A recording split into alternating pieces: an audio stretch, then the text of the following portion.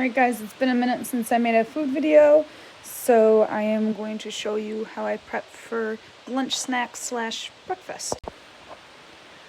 A whole pint of blueberries with probably about 1/4 a cup of baking soda, a splash of vinegar, and the rest is water.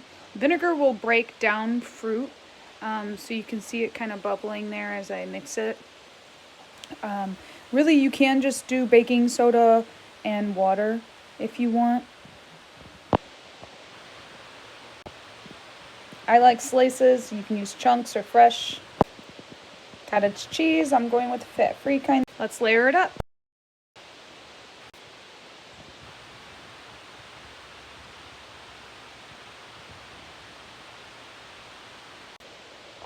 Yum.